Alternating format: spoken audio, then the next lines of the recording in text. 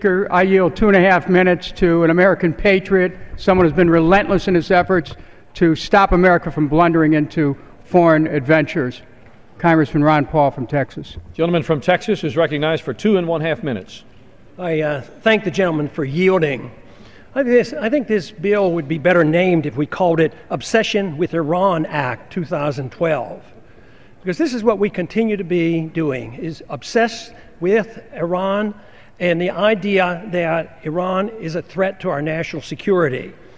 Iran happens to be a third world nation. They have no significant Navy, Air Force, intercontinental ballistic missiles.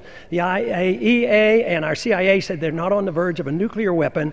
It's so similar to what we went through in the early part of this last decade when we were beating the war drums to go to war against Iraq.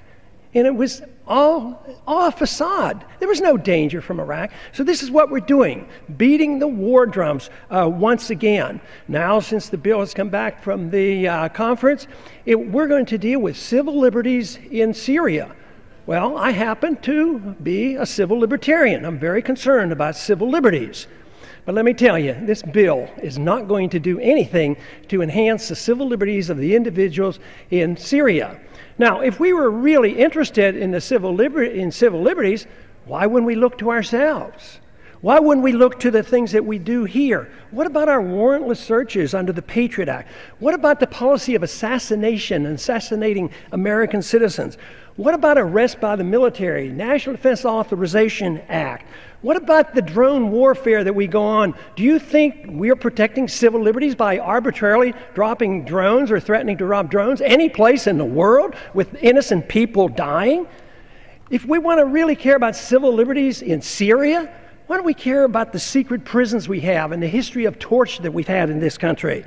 What about the fact that kill lists are being made by the executive branch of government and we sit idly by and approve of it by saying nothing, and the American people put up with it, and we march in this direction, marching into a determination to have another war?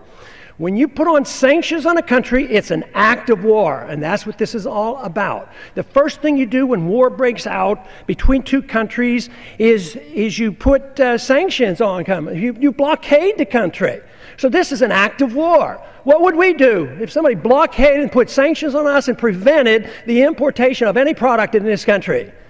We'd be furious, we'd declare war, we'd go to war. So we are the antagonists. We're over there poking our nose in other people's affair, just looking for the chance to start another war. First it's Syria, then Iran. We have too many wars. We need to stop the wars. We don't have the money to fight these wars any longer. Gentlemen, for yielding. I'm still rather impressed with the obsession over a weapon that does not exist, and no concern whatsoever about many nuclear weapons that are held by countries that never even joined the Nuclear Non-Proliferation Treaty. It is called for in the debate that Iran should end all its nuclear programs, but they're permitted to have their nuclear programs under the Non-Proliferation Treaty. And the other countries that have weapons, and including the countries that hold the weapons that came from the Soviet system, seems like that would be a much greater danger. You know, the investigation by the UN or by our CIA has never indicated that they've ever enriched above 20%. And they said they won't even do it to 20%. If they would merely allow it, the West would cooperate and sell them this material. They said, we don't need it, but we need 20% enrichment for nuclear isotopes, medical isotopes. So our refusal to deal with them prompts them to take it up enrichment to 20%. 5%, of course, is what they're allowed to do for nuclear energies. But this idea that we can badger people and then defy the law, what we're asking them to do is to close down their program is you're asking them to defy international law. They agreed to this. They have a right to do this under this treaty. And for us to come and say, well, they must quit it, I think it really is very close to an obsession on a country that is incapable of attacking us or attacking. They don't have a history of invading their neighboring countries. The last time they were at war was with Iraq, and we bugged Iraq to go into Iran.